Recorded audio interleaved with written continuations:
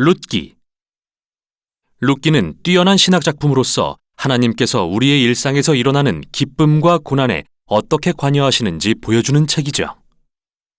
이 책에 나오는 3명의 주요 인물은 과부 나오미, 모압 여인 룻, 이스라엘 농부 보아스입니다. 그들의 이야기는 4장에 걸쳐 아름답게 구성되어 있는데요. 어떤 이야기인지 펼쳐보죠. 1장은 사사들이 치리하던 시대에 라는 말로 시작하는데요. 사사기에서 봤던 매우 어둡고 힘든 시기가 떠오릅니다. 이때 기근으로 힘들어하던 한 이스라엘 가정이 베들레헴을 떠납니다.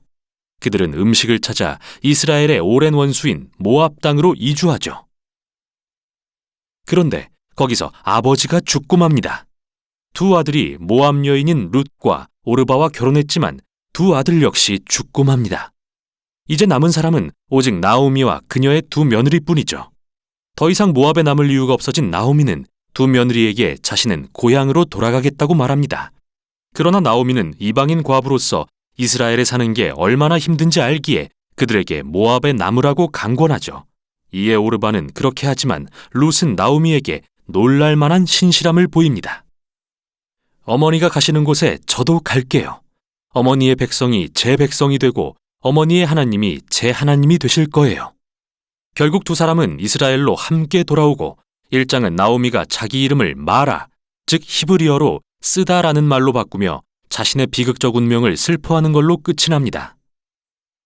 2장은 나오미와 룻이 어디서 먹을 것을 구할지 논의하는 장면으로 시작하는데요. 마침 그때는 보리 추수 시기였습니다.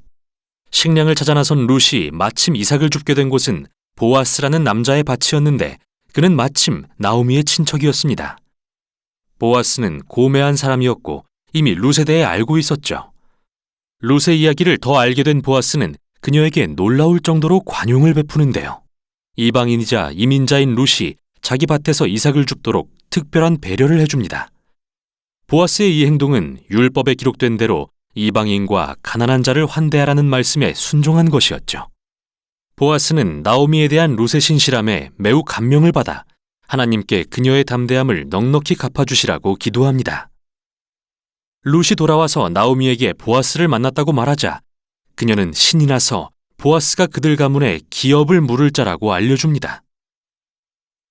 여기서 기업을 물을 자란 이스라엘에서 어떤 남자가 아내, 자녀 또는 땅을 남기고 죽었을 때 친족이 그 과부와 결혼하고 땅을 차지하여 가문을 지킬 책임을 지는 관습이었습니다. 나오미는 자기 가족에게 아직은 미래가 있을 수도 있겠다는 소망을 품기 시작합니다. 3장은 나오미와 룻이 보아스에게 자신들의 상황을 알리고자 계획을 세우며 시작됩니다. 룻은 이제 슬픈 과부의 옷을 벗고 자신이 결혼할 수 있다는 신호를 보내려 합니다. 룻은 보아스를 만나러 그날 밤 타작마당으로 갑니다. 그녀가 다가가자 놀라서 잠을 깬 보아스에게 룻은 자기 의사를 분명히 전달합니다. 나오미 가족의 기업을 물으고 자기랑 결혼해 줄 수 있는지 묻죠. 보아스는 나오미와 그 가족에 대한 룻의 신실함에 또 한 번 감탄하면서 룻을 현숙한 여인이라고 부르는데 이 말은 잠언 31장에 나오는 표현과 같습니다. 보아스는 룻에게 내일까지 기다리라고 하는데 이는 성읍 장로들 앞에서 합법적으로 룻과 나오미를 구제하기 위해서였죠. 3장은 룻이 나오미에게 돌아가 일어난 일들을 말하며 함께 놀라워하며 끝납니다. 4장은 룻기의 대단원입니다. 마지막 순간 보아스는 나오미에게 자신보다 더 가까운 친족이 있다는 것을 알게 됐는데 실제로 그는 이 가문의 기업을 물을 우선권이 있는 사람이었죠.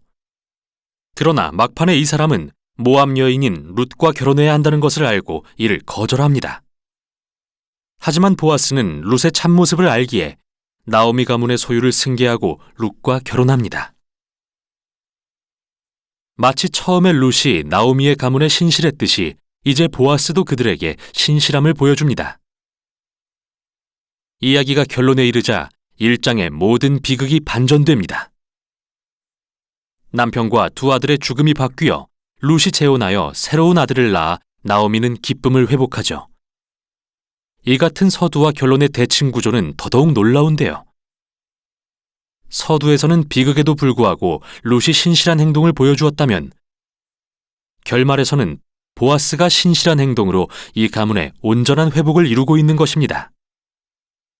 이러한 대칭 구조는 2, 3장의 구조에도 뚜렷이 드러나는데요.